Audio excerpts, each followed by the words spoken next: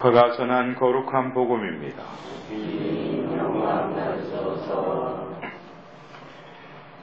그때 예수님께서 제자들에게 말씀하셨다. 해와 달과 별들에는 표징들이 나타나고 땅에서는 바다와 거센 파도 소리에 자지러진 민족들이 공포에 휩싸일 것이다. 사람들은 세상에 닥쳐오는 것들에 대한 두려운 예감으로 까무러칠 것이다. 하늘의 세력들이 흔들릴 것이기 때문이다. 그때에 사람의 아들이 권능과 큰 영광을 떨치며 구름을 타고 오는 것을 사람들이 볼 것이다. 이러한 일들이 일어나기 시작하거든 허리를 펴고 머리를 들어라. 너희의 속량이 가까웠기 때문이다. 너희는 스스로 조심하여 방탕과 만취와 일상의 근심으로 너희 마음이 물러지는 일이 없게 하여라. 그리고 그날이 너희를 덫처럼 갑자기 덮치지 않게 하여라. 그날은 온 땅 위에 사는 모든 사람에게 들이닥칠 것이다. 너희는 앞으로 일어날 이 모든 일에서 벗어나 사람의 아들 앞에 설 수 있는 힘을 지니도록 늘 깨어 기도하여라. 주님의 말씀입니다.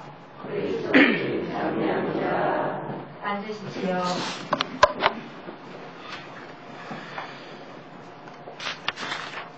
어느덧 전례력으로 한 해가 지나고 그 전례력의 마지막 주일, 지난 주일이 바로 만왕의 왕이신 그리스도 대축일로 이 하루를 한 해를 마무리하고 이제 다시금 새해인 대림 시기를 우리는 맞이하고 있습니다.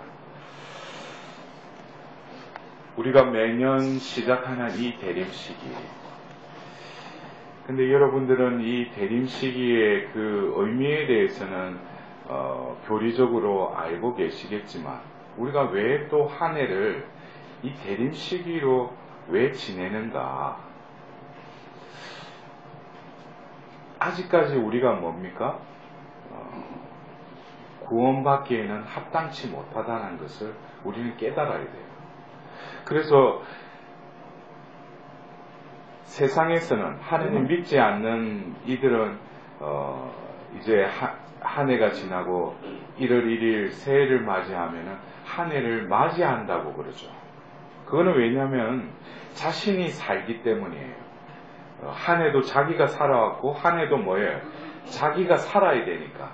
그러니까 새해를 맞이한다고 그러죠. 그러나 우리 그리스도인에게 있어서 이 시간과 우리에게 주어진 이 생명은 하나님이 주관하신다는 거죠. 내가 어떻게 한 해를 또 맞이하겠어요?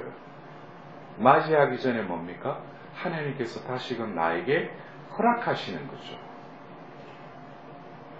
이런 개념이 서지 않으면 우리가 이 대림 시기도 뭐예요? 그냥 또 대림 시기로 한 해가 또 시작됐구나 하는데, 그렇다면 진정으로 당신의 아들을 이 세상에 보내고자 하시는 그 하나님의 그 마음을 우리가 깨닫지 못하는 거예요. 왜 2000년 전 하나님께서는 당신의 아들을 이 세상에 왜 보내셨는가? 또 그리고 두 번째 오시면 그 재림을 우리는 왜 기다려야 하는가? 그래서 우리가 그 대림 감사송 그 1에 보면은 여기에 대해서 그리스도께서 비천한 인간으로 처음 오실 때, 그러니까 2000년 전 예수님께 처음 오실 때는 구약에 마련된 임무를 완수하시고 저희에게 영원한 구원의 길을 열어주셨나이다. 예수님께서 첫 번째 오심은 뭐예요? 구약에 마련된 임무를 완수하셨다는 거예요. 그래서 오늘 우리가 들었던 그 일독서에 예레미야서 33장의 이 말씀은 하나님께서 첫 번째 오심을 통해서 뭡니까? 이루셨다는 거죠. 그리고 우리에게 영원한 구원의 길을 열어주셨다는 거예요. 영원한 구원의 길. 우리가 구원받기 위해서는 구원이라는 것은 결국 뭐입니까? 내가 자력으로 구원받을 수 있어요? 내 스스로 나를 구원할 수 있어요? 구원은 받아야죠. 받는다는 것은 구원을 해줘야죠. 예? 구원의 의미는 결국 나 스스로 못하는 것을 어느 누군가가, 타자가 나를 다시금 구원해줘야지 구원이 이루어지는 거예요. 그렇다면은 우리가 지금 교회를 통해서 그 하나님의 그 재림을 기다리는 그 의미, 기다림의 의미는 빛나는 영광 중에 다시 오실 때에는 저희에게 반드시 상급을 주실 것이니, 상급을 주신대요. 우리에게. 그것이 뭡니까? 우리가 영원한 생명, 구원, 또 믿는 이들에게 그 영광의 그 화관을 씌워주신다는 거예요. 그렇기 때문에 우리는 뭐예요? 저희는 지금 깨어 그 약속을 기다리고 있나이다. 어쩌면 우리가 성경 속에 계시된 그 하나님, 성부, 성자, 성령의 하나님, 2000년 전 예수님께서는 첫 번째 오셨어요. 그리고 이 감사송의 그 내용대로 우리에게 영원한 구원의 길을 열어주셨어요. 이 길로 들어가려면은 바로 요한복음 14장 6절에 나는 길이요. 바로 그분의 자신이 우리의 길이라는 거예요. 그래서 좁은 문으로 들어가도록 애쓰라 그랬죠. 그러나 우리는 그것조차도 그 길을 가고 그 문을 통과하는 것도 우리가 하는 것이 아니라 예수님께서는 또 우리에게 뭐예요? 그 구원에 이를 수 있도록 제3위격인 성령을 우리에게 보내주셨죠.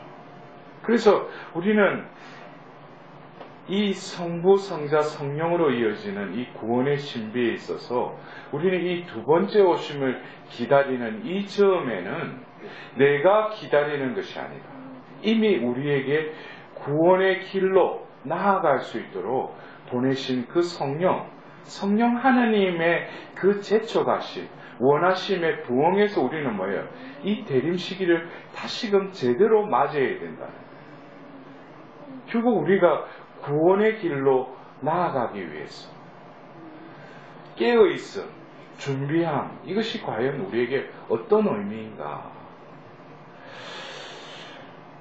그 재림의 때에 대해서 어떤 현상적으로 일어나는 그것에 대해서 오늘 복음을 통해서 우리는 들었어요. 그러나 또 그 현상적인 말씀을 하시고 나서 너희는 스스로 조심하여 방탕과 만취와 일상의 근심으로 너희 마음이 물러지는 일이 없게 하여라 그랬어요. 이것은 어떻게 보면은 오늘 제2독서에 바오로 사도가 테살로니가인들에게 보낸 그 글에도 여러분은 어떻게 살아야 하는지, 어떻게 해야 하느님 마음에 들 수 있는지 우리에게 배웠고 또 그렇게 살아가고 있습니다. 더욱더 그렇게 살아가십시오. 그랬어요. 그러니까 우리가 왜 방탕과 만취와 또 일상의 근심으로 왜 우리는 지금 우리가 맞이해야 돼. 우리가 이 생을 하나님께서 마치게 하시고 결국 우리에게 마련된 그것은 또 다른 우리에게 하나님의 구원의 그 장이 우리에게 펼쳐져 있다는 거예요. 그렇다면은 우리가 이 대림 시기를 지내면서 특히 이 대림 시기 하면은 기다림이라는 그 단어가 떠오르죠. 그래서 주 예수님 오소서 그러죠, 그죠? 근데 여러분들 그래요. 우리가 살다 보면은 어떤 대상을 기다리는 거.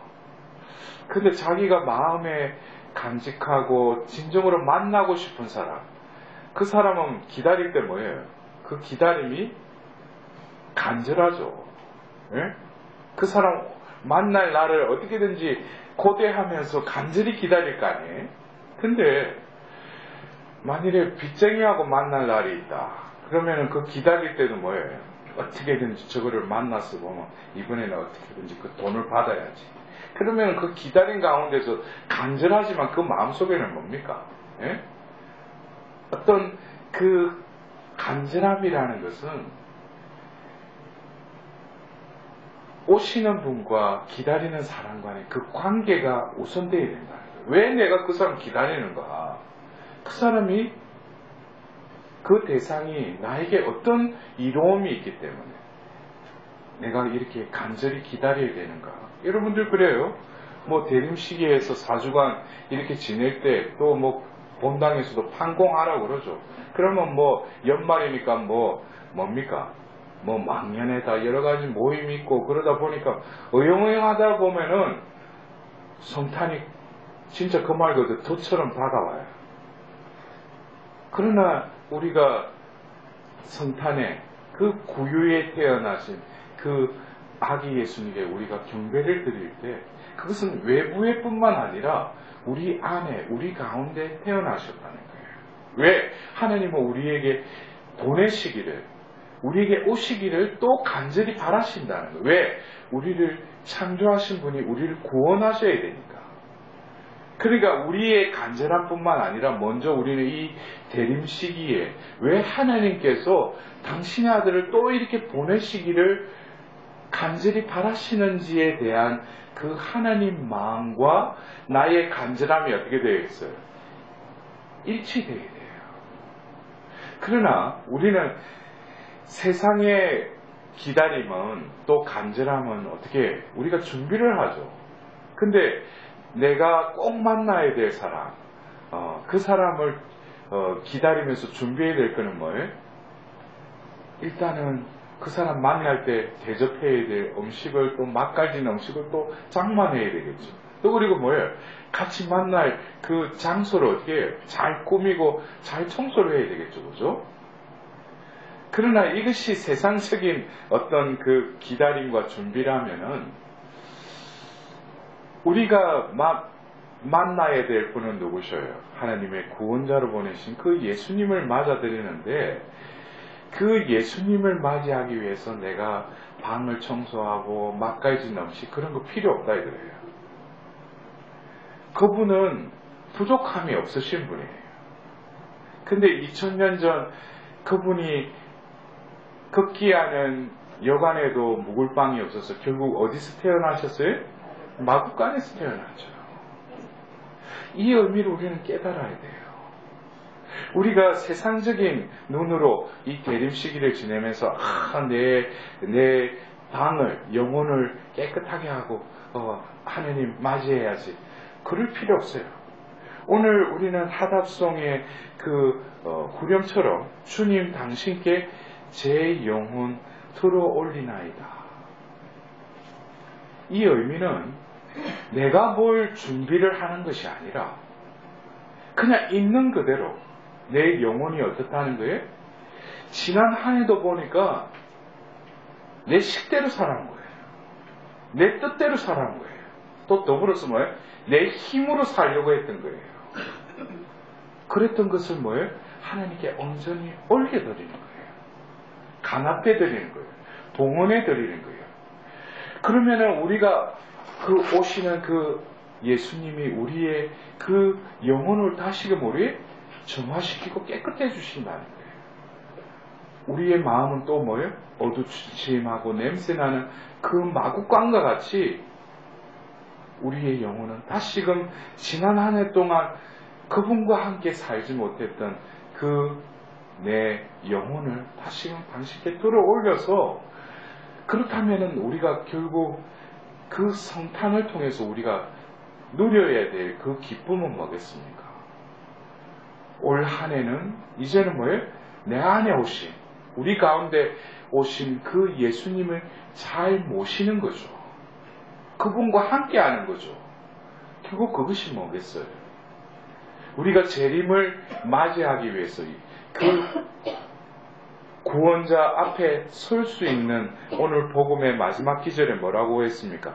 사람의 아들 앞에 설 수 있는 힘을 지니도록 늘 깨어 기도하여라 그랬어요. 그 힘은 나의 힘을 말하는 게 아니에요. 내 뜻을 말하는 게 아니에요. 내 에너지를 말하는 게 아니에요. 그것은 어떻게 보면은 성경의 깨어 기도하라는 그런 비유의 말씀 중에 그 10처녀 중에 다섯 처녀들이 뭐가 있고 뭐가 없었어요? 기름이. 그 불이 타려면 기름이 필요하죠. 힘 역시 뭡니까? 나의 힘이 아니라, 소모되는 그 힘이 아니라 영원한 힘, 하나님의 힘이 나를 다시금 채울 수 있도록. 우리는 다시금 이 대림 시기, 이 4주간 동안 하나님의 그 간절한 마음과 나의 간절함을 다시금 일치시키고, 그리고 내 영혼을 있는 그대로 죄로 물든 내 영혼을 다시금 하나님께 올리는, 그리고 더불어서 뭡니까? 올 한 해는 어떻게든지 내 뜻대로 살 것이 아니라 주님 뜻대로 살려고, 그리고 내 힘이 아니라 당신 힘으로 살 수 있도록 다시금 하나님 앞에 깨어 준비하는 기간이 이 대림식이라는 것입니다. 다시금 하나님께서 허락해 주신 이 한 해, 예비해 주신 이 한 해를 헛되이 흘러보내지 않고 이번만은 올바르게 예수님을 우리 가운데 태어날 수 있도록, 우리 안에 모실 수 있는 대림 시기가 될 수 있도록 하나님께 자비를 구하도록 합시다.